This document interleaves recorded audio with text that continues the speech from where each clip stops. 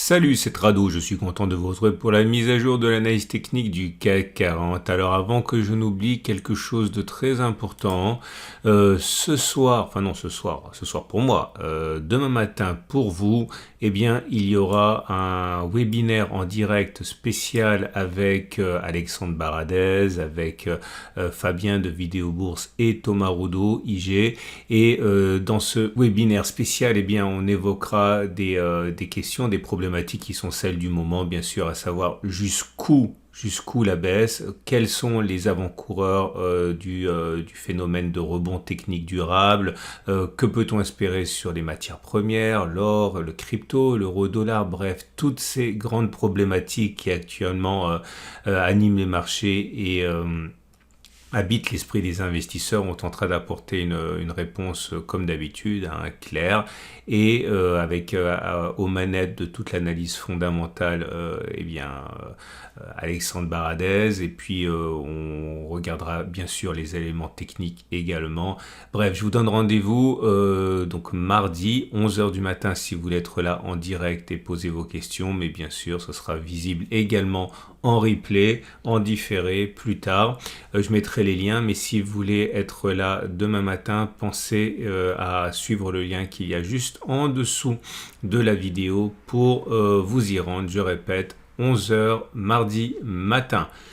On enchaîne donc avec le CAC 40 qui s'offre encore une belle séance à 1,17%. La bonne nouvelle, c'est qu'on termine de fort belle manière avec une clôture sur les plus hauts, vous le voyez, avec des plus bas qui ont été touchés et qui ont été rachetés directement. Regardez, entre les plus hauts et les plus bas, il y a eu 1,5% d'amplitude. On a ouvert quasiment sur les plus hauts. On a perdu 1,4% avant de se ressaisir. C'est un signe de force intrinsèque.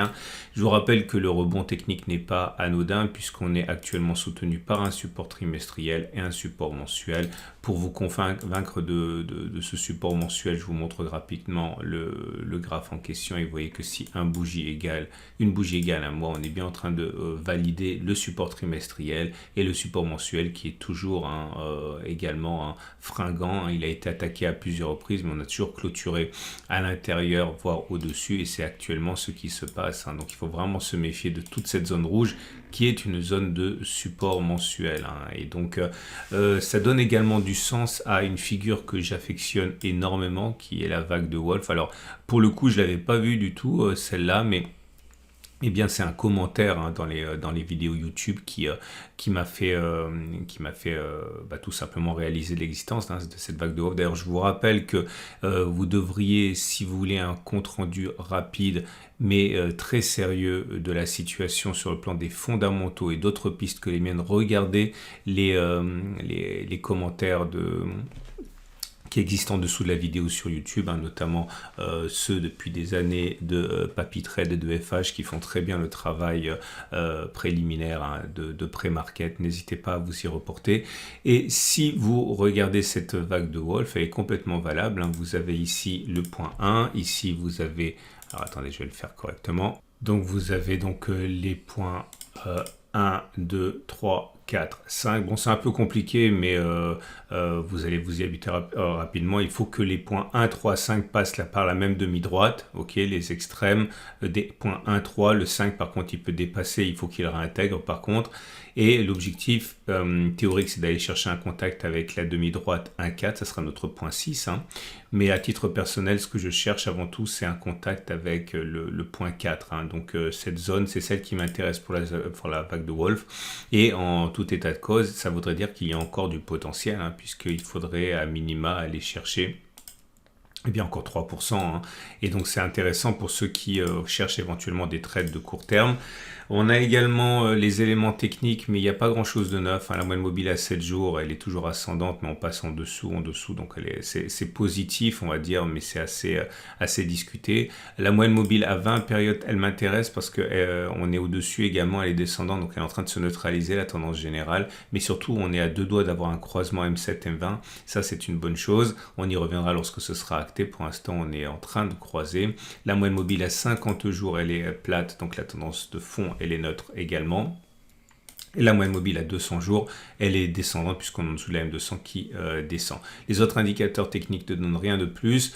Je vous rappelle également qu'en ce qui concerne les choses qui nous intéressent vraiment de près, on a le SAR qui est toujours haussier. Je vous rappelle qu'on a testé une stratégie qui fonctionne bien avec le SAR, qui est de se dire qu'on ira plus haut. Il y a plus de chances d'aller plus haut que la bougie de cassure. Ça, c'est le SAR. Vous voyez, il est rouge, il est cassé ici. On a plus de chances de clôturer plus haut que le plus haut de la bougie de cassure du SAR, donc 6046,50, que de casser le SAR à la baisse. Ce qui veut dire qu'il y avait des opportunités en séance, hein, puisque si vous, par exemple, vous avez acheté à 6260, la cassure du SAR, c'est 2,06. Aller plus haut que les précédents, que la bougie de cassure du SAR, c'est 2,94. Donc le ratio gain-risque, il était excellent. Pensez-y si jamais vous voulez trader à la hausse et que vous avez une nouvelle attaque baissière demain. Et ce qui m'intéresse, mais je suis tombé sur cette idée de backtest à mesure que je préparais le webinaire de demain. Justement, j'ai oublié plein de choses en fait. Le chandelier japonais, on a dit qu'il était bon. La bougie Aikinashi, comme vous pouvez le voir, c'est une bougie qui est verte, mais malheureusement, il y a une mèche haute et une mèche basse, donc c'est haussier, mais c'est haussier neutre, on va dire. Et l'Ishimoku montre que c'est neutre avec un avantage quand même, balotage favorable au baissier. Pourquoi neutre? Parce qu'on est en dessous du nuage avec des cours qui sont en dessous des prix. Oui, mais voilà, le nuage il est plutôt à plat comme ça, donc c'est proche de la neutralité, même si globalement le balotage il est favorable au baissier, hein. Alors ce que j'aimerais tester avec vous, c'est la qualité du rebond en cours. Comme vous pouvez le voir, ce à quoi on assiste actuellement, depuis le plus bas, c'est un rebond qui a fait quasiment 6,1%, et on est dans cette configuration et certains se demandent si le pire n'est pas derrière nous. Alors on va regarder justement si le pire est statistiquement derrière nous. Alors voilà ce que j'ai testé pour vous. J'ai regardé chaque fois que les cours ont sombré de au moins 15%. Alors pas une petite baisse, une baisse sérieuse comme ça est le cas actuellement puisqu'on a baissé de 22%. J'ai regardé d'une part chaque fois qu'on a baissé de 15% au moins, et j'ai regardé ce qui s'est passé suite à une progression, à un rebond technique d'au moins 6%, comme ce qu'on a actuellement. Ok, on a 6,08. Et j'ai regardé enfin si une fois qu'on avait une baisse de 15% et un rebond de 6%, est-ce qu'il était plus plausible que l'on aille plus bas encore, ou est-ce qu'on ira plus haut que les précédents sommets. Ok, je vous montre un exemple tout de suite. Alors là, je n'ai pas tenu compte de ça, puisque par définition, on est toujours en process, hein, donc on ne peut pas savoir. Mais donc là, je n'en ai pas tenu compte, par exemple, parce que vous voyez que la baisse, elle a été que de 6%, c'est un exemple parmi d'autres. Et voilà, ce qui m'intéresse, c'est les grandes baisses, encore une fois, comme celle du Covid. Et comme vous pouvez le voir, j'ai pris ces exemples-là parce qu'on a baissé, avant le rebond, on a baissé en tout, on a baissé de 40%, vous le savez, hein. Donc, est-ce qu'on a d'abord, donc une fois qu'on a une ou deux rebonds, regardez les rebonds importants qu'il y a eu, on a un rebond de 10%, on a un rebond de 6%. Est-ce que ça a été bon signe pour la fin de la récession ou pas? Alors, oui et non. Ici, ça a été un rebond purement technique qui n'a rien donné. On a fait des plus bas. Là aussi, on a pris 10% avant d'aller vers là. Par contre, là, pour le dernier coup, quand on a pris au moins 6%, ben, c'était la bonne, hein. Je vous montre encore d'autres exemples ici. Alors là, ça a été la bonne dès le premier coup, puisque vous voyez, depuis les sommets, on a bien perdu au moins 15%, et on a pris 6%, mais après, on n'a pas fait des plus bas. Là, par exemple, le petit rebond technique qu'on a eu, on a fait 5,5%. Là, on a fait 4, mais une fois qu'on a pris 7%, c'était la bonne. Donc, c'est pour ça qu'il y a une flèche vers le haut. Là, pareil, on a perdu depuis les sommets. Donc, c'est ici. Depuis les sommets, on a pris... Là, c'est une fausse malade. C'est un succès, mais c'est un faux succès. C'était perdu au milieu de mes anciens backtests. Voilà, on a perdu 26%. Mais avant d'avoir perdu 26% et d'avoir rebondi significativement, on a pris un rebond de 6,17, là un rebond de 8,27, etc. Donc je vous laisse défiler. Donc là c'était la bonne, là c'était la bonne, là c'était rebond technique, la bonne, rebond technique. Alors regardez le carnage en 2000. Pour les grosses crises, c'est particulièrement évident. 1, 2, 3, 4, 5, 6, 7, 8, 9, 10 rebonds qui sont allés jusqu'à 15, 16, 20% de rebonds alors qu'on a fait des plus bas derrière avant que ce soit la bonne ici. Donc je vous laisse regarder. Hein. Plus c'est grave la crise, plus les rebonds techniques sont importants. Hein. Regarde, rebond de 35% avant de s'effondrer à nouveau. Voilà, on arrive à la fin. Et le bilan est le suivant.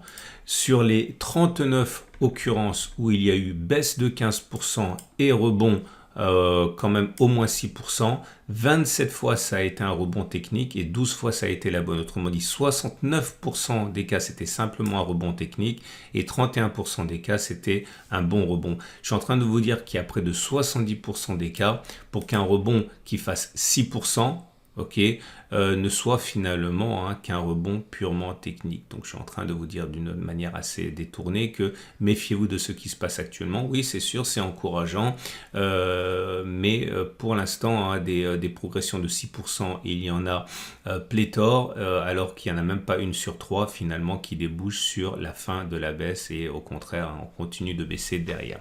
Voilà, je pensais que c'était intéressant et j'en parlerai également dans le webinaire de mardi matin. Ce qui nous amène donc pour terminer au trade du jour. Alors que peut-on faire? Moi je pense que si vous avez un biais qui est haussier, vous pouvez profiter de la prochaine attaque baissière. C'est ce dont j'ai parlé tout à l'heure. Si l'attaque baissière vous amène plus proche du SAR que des précédents sommets touchés lorsqu'on a cassé le SAR, donc vous avez un ratio gain-risque supérieur à 1, ça peut être un trade haussier. Si vous avez un trade baissier, vous le savez, je ne vois rien de sérieux avant d'aller chercher la zone grise, j'en ai beaucoup parlé avec un stop de protection dessus. On peut également trader la vague de Wolf en visant le point 4 ici. Là, il faudrait baisser un petit peu parce que là, si je prenais le trade aujourd'hui, vous voyez, il y a une matière à gagner 3,8% avec un stop de protection à 4,29, le compte n'y est pas. Donc il faudrait mieux attendre une petite attaque baissière. Si on l'avait pris hier, par exemple, vous voyez, c'était bien puisque au pire de la séance, il y avait 2,8% jusqu'au stop de protection avec un potentiel de gain de 5,4%. C'était absolument formidable. Donc voilà, on a fait le tour. 3 choses. Ah oui, je vous montre rapidement la matrice intraday. Je vous rappelle que je suis passé en unité 30 minutes. Pour plus de réactivité pour les trades de très court terme. Et là, pour l'instant, il n'y a rien puisque ma prochaine zone d'intervention pour spéculer à la baisse serait éventuellement 64,55, 64,40 et pour acheter 61,96, 62,05. Mais c'est surtout le trade baissier qui m'intéresse en dessous de 71,96. Vous avez ces matrices sur mon site. Je vous rappelle que moi, je travaille avec, c'est le numéro 1 en France, CIG. Vous pouvez utiliser des Turbo 24, des CFD, etc. Lien en dessous de la vidéo. Voilà, je vous souhaite une excellente journée. Je vous invite à regarder la fin de cette vidéo d'analyse technique de l'or, l'analyse technique de long terme. Là, on m'a demandé pourquoi tu ne donnes pas de la méthode pour mettre des stop loss. En fait, c'est tout l'esprit de ma vidéo de trading court terme. Regardez la vidéo de trading court terme, vous avez exactement ce sur quoi je vais travailler à titre personnel et mes stratégies. Pensez à la regarder si vous êtes un trader très actif. Voilà. Excellente journée. À demain pour la mise à jour et pour également le webinaire avec IG consacré à la fin de la crise.